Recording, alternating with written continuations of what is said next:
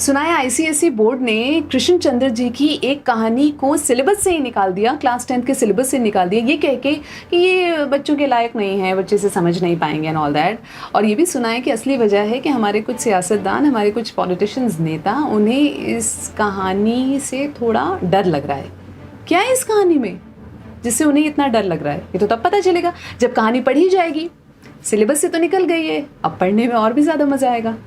जामुन का पेड़, कृष्ण चंद्र जी, 1961 में उसे पद्म भूषण से नवाजा गया था। कहानी कुछ ऐसी है। रात को बड़े जोर का अंधड़ चला। सेक्रेटेरिएट के लॉन में जामुन का एक पेड़ गिर पड़ा। सुबह जब माली ने देखा तो उसे मालूम हुआ कि पेड़ के नीचे एक आदमी दबा पड़ा है। माली दौड़ा दौड़ा चपरासी के पास गया, चपरासी दौड़ा दौड़ा क्लर्क के पास गया, क्लर्क दौड़ा दौड़ा सुपरिटेंडेंट के पास गया, सुपरिटेंडेंट दौड़ा दौड़ा बाहर लॉन में आया। मिनटों में ही गिरे हुए पेड़ के नीचे दबे आदमी के इर्द गिर्द मजमा इकट्ठा हो गया। बेचारा जामुन का पेड़ कितना फलदार था, एक क्लर्क बोला। इसकी जामुन कितनी रसीली होती थी, दूसरा क्लर्क बोला। मैं फलों के मौसम में झोली भर के ले जाता था, मेरे बच्चे इसकी जामुनें कितनी खुशी से खाते थे, तीसरे क्लर्क का ये कहते हुए गला भर गया। मगर ये आदमी, माली ने पेड़ के नीचे दबे आदमी की तरफ इशारा किया। हाँ, ये आदमी, सुपरिटेंडेंट सोच में पड़ गया। पता नहीं जिंदा है कि मर गया, एक चपरासी ने पूछा। मर गया होगा, इतना भारी तना जिसकी पीठ पर गिरे वो बच कैसे सकता है, दूसरा चपरासी बोला। नहीं, मैं जिंदा हूं, दबे हुए आदमी ने बमुश्किल कराते हुए कहा। जिंदा है, एक क्लर्क ने हैरत से कहा। पेड़ को हटाकर इसे निकाल लेना चाहिए, माली ने मशवरा दिया। मुश्किल मालूम होता है, एक काहिल और मोटा चपरासी बोला। पेड़ का तना बहुत भारी और वजनी है। क्या मुश्किल है, माली बोला। अगर सुपरिटेंडेंट साहब हुक्म दें तो अभी 15-20 माली, चपरासी और क्लर्क जोर लगा के पेड़ के नीचे दबे आदमी को निकाल सकते हैं। माली ठीक कहता है, बहुत से क्लर्क एक साथ बोले। लगाओ जोर, हम तैयार हैं। एकदम बहुत से लोग पेड़ को काटने पर तैयार हो गए। ठहरो, सुपरिटेंडेंट बोला, मैं अंडर सेक्रेटरी से मशवरा कर लूं। सुपरिटेंडेंट अंडर सेक्रेटरी के पास गया, अंडर सेक्रेटरी डेप्यूटी सेक्रेटरी के पास गया, डेप्यूटी सेक्रेटरी जॉइंट सेक्रेटरी के पास गया, जॉइंट सेक्रेटरी चीफ सेक्रेटरी के पास गया, चीफ सेक्रेटरी ने जॉइंट सेक्रेटरी से कुछ कहा, जॉइंट सेक्रेटरी ने डेप्यूटी सेक्रेटरी से कुछ कहा, डेप्यूटी सेक्रेटरी ने अंडर सेक्रेटरी से कुछ कहा। फाइल चलती रही। इसी में आधा दिन गुजर गया। दोपहर को खाने पर दबे हुए आदमी के इर्द गिर्द बहुत भीड़ हो गई थी। लोग तरह तरह की बातें कर रहे थे। कुछ मनचले क्लर्कों ने मामले को अपने हाथ में लेना चाहा।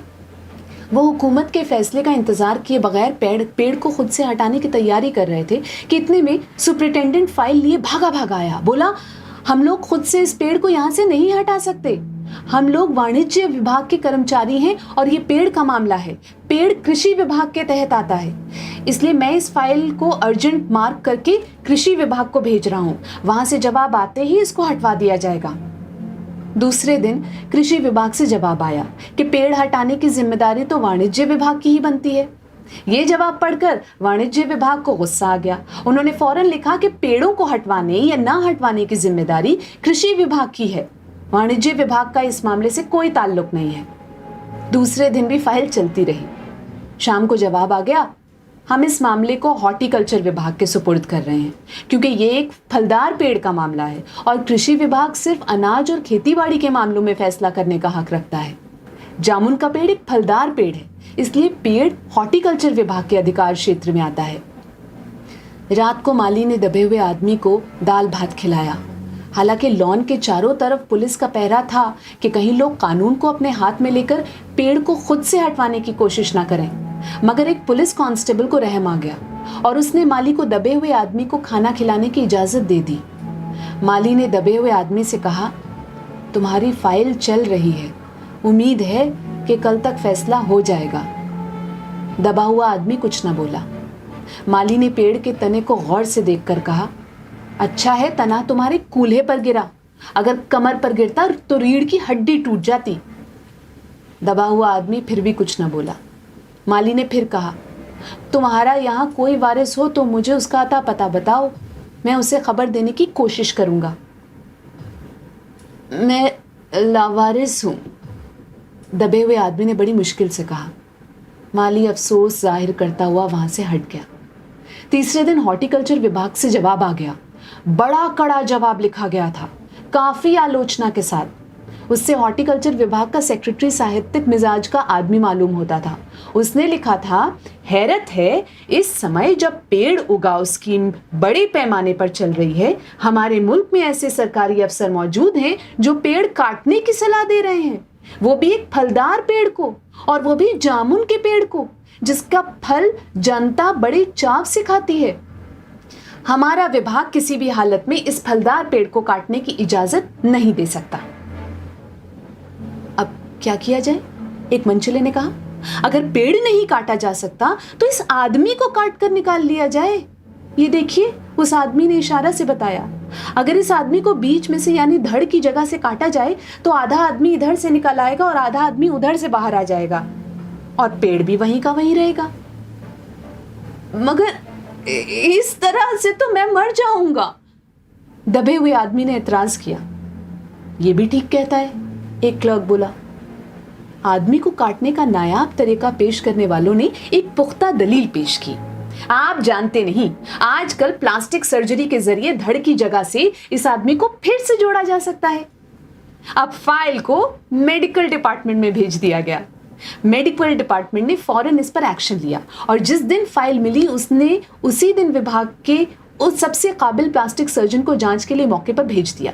सर्जन ने दबे हुए आदमी को अच्छी तरह टटोलकर उसकी सेहत देखकर खून का दबाव, सांस की गति, दिल और फेफड़ों की जांच करके रिपोर्ट भेज दी कि इस आदमी का प्लास्टिक ऑपरेशन तो हो सकता है और ऑपरेशन कामयाब भी हो जाएगा, मगर आदमी मर जाएगा। लिहाजा ये सुझाव भी रद्द कर दिया गया।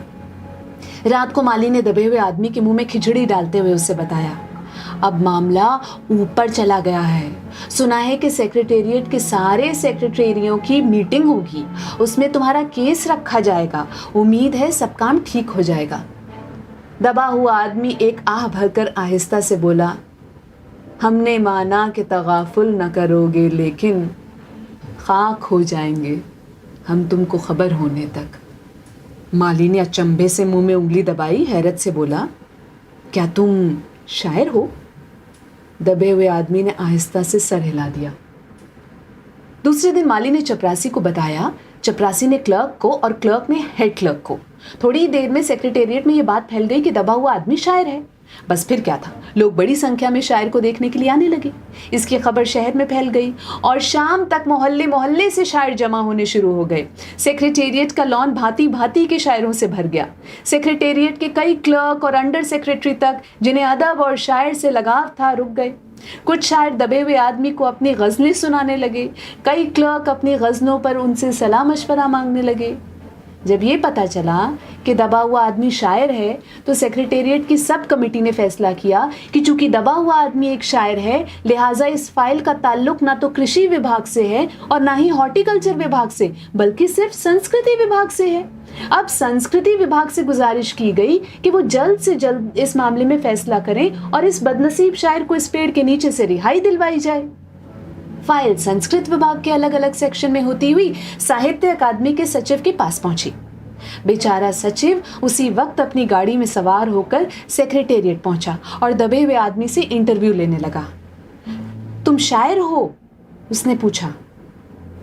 जी हाँ, दबे हुए आदमी ने जवाब दिया। क्या तखल्लुस रखते हो?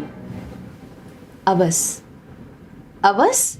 सचिव जोर से चीखा, क्या तुम वही हो जिसका मजमुआ कलामे अक्स के फूल हाल ही में प्रकाशित हुआ है? दबे हुए शायर ने इस बात पर सिर हिलाया। क्या तुम हमारी अकादमी के मेंबर हो? सचिव ने पूछा। नहीं। हैरत है, सचिव जोर से चीखा, इतना बड़ा शायर, अवस के फूल का लेखक और हमारी अकादमी का मेंबर नहीं? उफ, कैसी गलती हो गई हमसे। कितना बड़ा शायर और कैसे गुमनामी के अंधेरे में दबा पड़ा है। गुमनामी के अंधेरे में नहीं, बल्कि एक पेड़ के नीचे दबा हुआ।